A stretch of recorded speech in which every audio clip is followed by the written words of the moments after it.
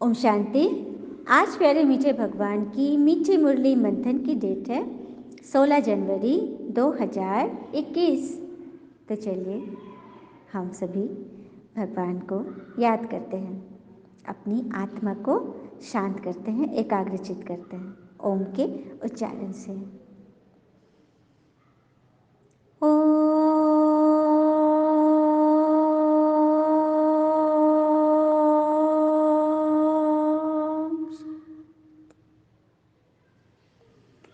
मीठे बाबा ने कहा, मीठे बच्चे कदम कदम श्रीमत पर चलो, नहीं तो माया दिवाला निकाल देगी। यह आंखें बहुत धोखा देती हैं, इनकी बहुत बहुत संभाल करो। भगवान हमसे कदम कदम श्रीमत पर चलने के लिए क्यों कहते हैं? नहीं तो माया कोई न कोई कारण पकड़कर, कमज़ोरी पकड़कर हमें नीचे गिराएगी। उससे बचने के लिए भगवान कहते हैं कि अब मन मत पर मत पर नहीं, श्रीमत पर चलो। आंखें बहुत धोखा देती हैं, इनकी बहुत बहुत संभाल करो। मन चाह रहा है कि नहीं करे, लेकिन आंखें उधर देख रही है, आंखें उस पर कुपित हो रही है, आंखें कुछ लोभ कर रही, किसी में डूब रही है। उससे हमें बचाना है, आंखों को क्रिमिनल होने से बचाना है, सिविल करना है। और सबसे पहले ईश्वर पे पूरा पूरा भरोसा रखना है, क्योंकि कल वाली बात कि हम जो चाहते हैं नहीं होता है, हाँ, तो हम फंस जाते हैं। तो फिर वही करें जो ईश्वर चाहते हैं, तो फिर हम वही करेंगे जो हम चाहेंगे, वही होगा जो हम चाहेंगे। इस पर एक और छोटी सी कहानी है। एक बार की बात है, एक पिता और पुत्री दोनों बहुत पिता बहुत साधारण थे, एकदम गरीबी अवस्था में थे। पिता को नौकरी भी नहीं थी, खाने खाने को दिक्कत, बहुत दिक्कत में थे, लेकिन चेहरे से मुस्कान नहीं जाती थी पिताजी की। तो हमेशा उनकी बेटी पूछती थी, पिताजी कैसे हम लोग की स्थिति कब ठीक हो, कब हम उन लोग के जैसे फ्रॉक पहनेंगे, अच्छी अच्छी चीज़ें खाएंगे। बोलते बेटा मुझे नौकरी होगी ना तो सब होगा, लेकिन नौकरी क्यों नहीं हो, भगवान जी क्यों नहीं दे रहे नौकरी? तो इस तरह से बच्चे जब पूछती थी तो पिता हमेशा कहते, देखो वो पहाड़ी दिख रहा है ना, ऊंची पहाड़ी, उसके पीछे भगवान रहता है। सो तुम ना प्रार्थना करो भगवान से, मेरी नौकरी जरूर मिल जाएगी।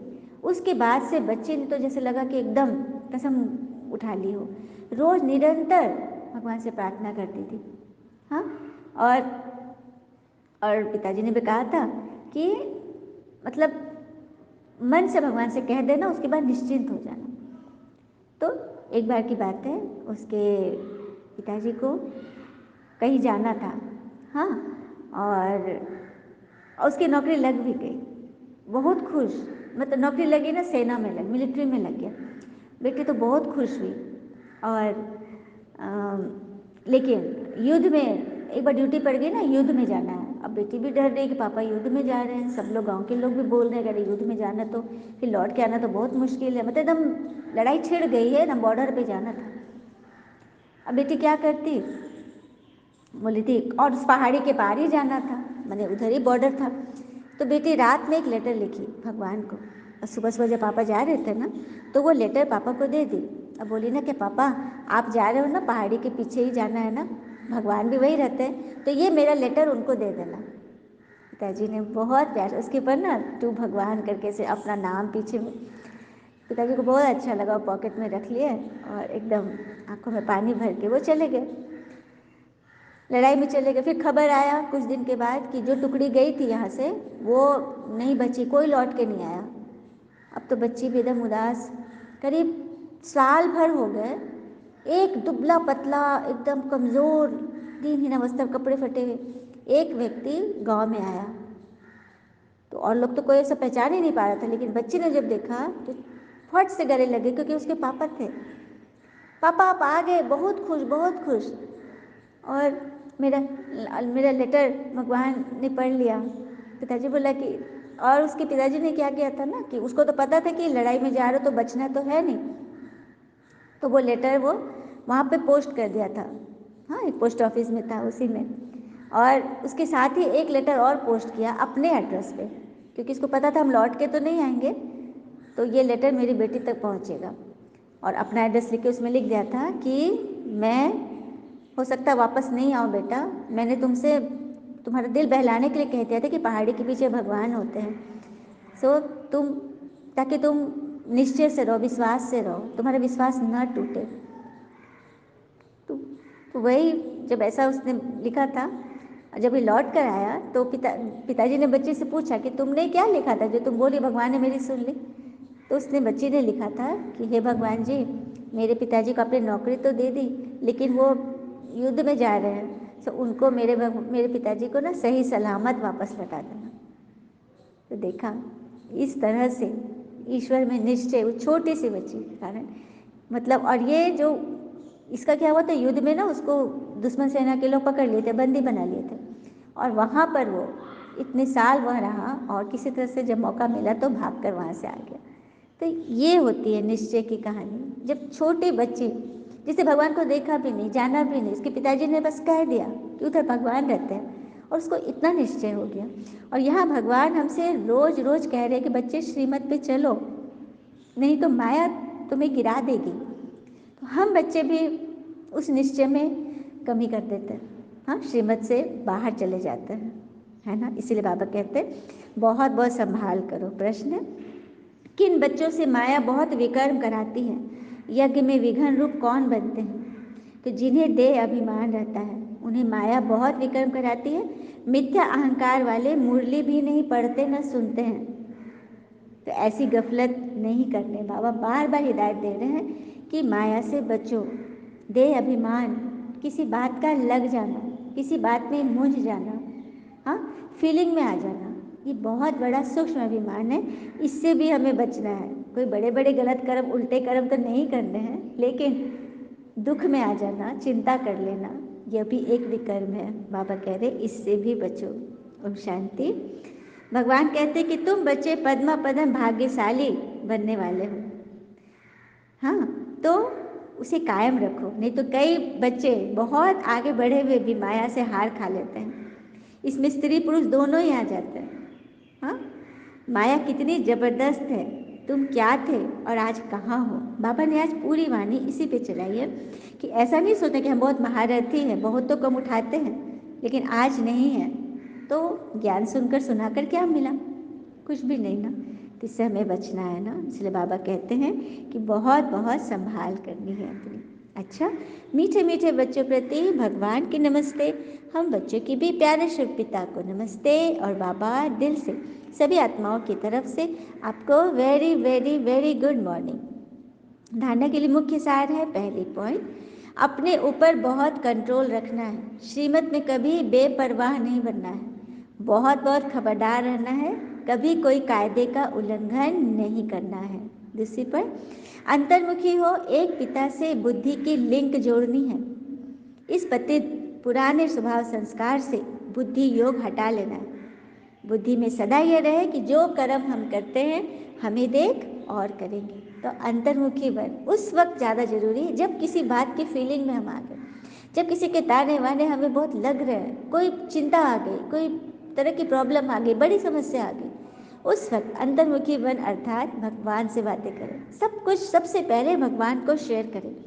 बुद्धि की लिंक यदि टूट गई है तो कोई मुरली का गाना बजा ले, कोई सॉन्ग बजा ले बाबा का, कोई अच्छा चिंतन पढ़ ले, मुरली पढ़ ले, मंथन सुन ले, हाँ, अच्छे संग का के रंग में रंगे, कोशिश करें, कोशिश करके लिंक जो, जैसे कि किसी की बिजली फेल हो जाती है तो बिजली फेल में तो नहीं रहता, अंधकार में तो कोई नहीं रहेगा, कोशिश करते हैं ना बिजली जोड़ने का, बिजली मिस्त्री को बुलाएंगे, पोल पे जाएंगे, वहाँ से देखेंगे कहाँ से गड़बड़ी है, या फिर पूरे घर के अंदर अंडर वायरिंग है और कहाँ पर कटआउट मतलब गड़बड़ हो गया, कहाँ से वो हो गया शॉर्ट सर्किट, कुछ भी उसे पता लगाना पड़ता है ना। तो लिंक जोड़ने की कोशिश कर रहे हैं, छोड़ के तो नहीं देंगे, अंधेरे में तो कोई नहीं रहेंगे। उसी तरह से मन का अंधेरा आ गया, मन में माया ने प्रवेश कर गया, अंधेरा छा गया, तो अब रोशनी कैसे लाए, इसका प्रयास करना है। चलिए हम सभी बाबा से वरदान लेते हैं। अपने आप को आत्मा रूप में हम स्थित होकर मुरली तो सुन ही रहे हैं, अब फील करें कि परमात्मा की छत्र छाया किरणों के रूप से हम सब पर पड़ रही है।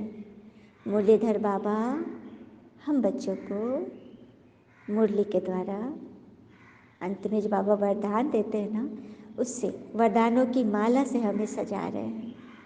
बाबा ने कहा, स्वमान की सीट पर स्थित रह, माया को सरेंडर कराने वाले श्रेष्ठ स्वमानधारी भव।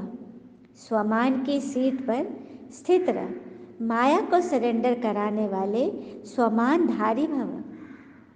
जैसे संगम युग का श्रेष्ठ, सबसे श्रेष्ठ स्वमान है मास्टर सर्वशक्तिवान की स्मृति में रहना। मास्टर सर्वशक्तिवान, भगवान है सर्वशक्तिवान, ऑल माइटी अथॉरिटी, तो उसके बच्चे क्या हो गए? Master all mighty authority. तो अब हमें सर्व शक्तियाँ, जो अष्ट शक्तियाँ होती है ना, समाने की शक्ति, समेटने की शक्ति, निर्णय करने की शक्ति, परखने की शक्ति, विस्तार को संकीर्ण करने की शक्ति, हाँ, शुभ संकल्प की शक्ति, सहयोग की शक्ति, ये सब शक्तियाँ, अष्ट शक्तियाँ हमारे अंदर है, आत्मा में निहित है, लेकिन उस पर खाद पड़ी हुई है, वो दबी हुई है। तो उन शक्तियों को बाहर निकालने के लिए, आह्वान करने के लिए, जब भी कोई परिस्थिति आए तो हम, जैसे कभी समाने की शक्ति का यूज़ करना है, बहुत सारी बातें हो गई, हम उसे संभालें अपने अंदर, तो अंदर चले जाए, अपने अंदर आत्मा में टिके और बाबा से बातें करें और फील करें कि मेरे अंदर की समाने की शक्ति बाहर निकल रही है और मेरे पूरे शरीर में फैल गई है। मैं समाने की शक्ति की मूर्त बन गई हूँ, मेरे अंदर वो बात अच्छी रीति समा गई, उसी तरह से सहन करने की, समेटने की, हाँ, इस तरह से जो भी शक्ति को हम चलाना चाहें, लेकिन उसके लिए पहले आत्मा की सीट पर बैठना होगा। और आत्मा सेट होती है स्वमान से। जैसे कि सुबह सुबह स्वमान जाता है ना, अंडरलाइन स्वमान, मैं आत्मा विजयी आत्मा हूँ, मैं शांतचित आत्मा हूँ, मैं साक्षात्कार मूर्त हूँ, मैं मास्टर सर्वशक्तिवान हूँ। जो भी वरदान से लिए या स्लोगन से लिए जो स्वमान होता है ना, उसकी सीट पर, मतलब हमेशा वो हमें याद रहे, हमेशा मैं आत्मा ये हूँ, मैं आत्मा आज इस रूप में हूँ।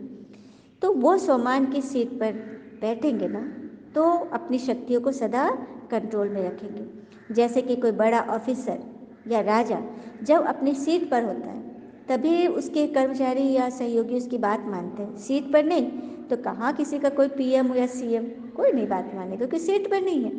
इसी तरह से स्वमानधारी बन अपनी श्रेष्ठ स्वमान की सीट पर सदा सेट रहेंगे, तो माया हमारे सामने सरेंडर हो जाएगी, आएगी वार करने, लेकिन नमस्कार करके जाएगी। वो समझ जाएगी कि ये घर में अब मेरी दाल गलने वाली नहीं है, मैं क्यों तो टाइम वेस्ट करूँ, वो चल देगी दूसरी जगह।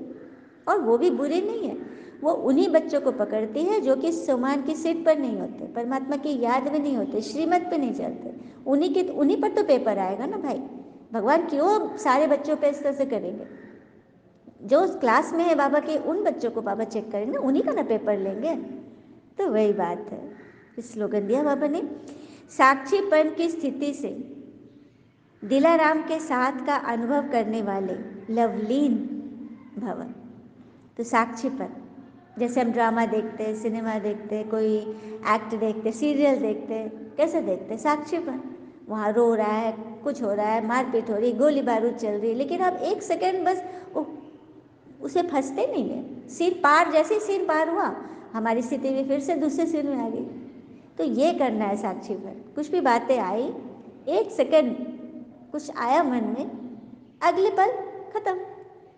तो ये होती है, इस तरह से जब हम करेंगे ना, तो दिलाराम भगवान के साथ का सदैव अनुभव करेंगे और कराएंगे। बाबा ने बोला ना, ऐसा कर्म करो जो तुम्हें देख और भी करे, और सबको भगवान का मतलब साथ मिले, सबके सर पर भगवान का हाथ रहे। अच्छा, ओम शांति। शुक्र मीठे बाबा, वो बाबा के प्यारे प्यारे बच्चे। थैंक यू बाबा, all is well always. Om Shanti.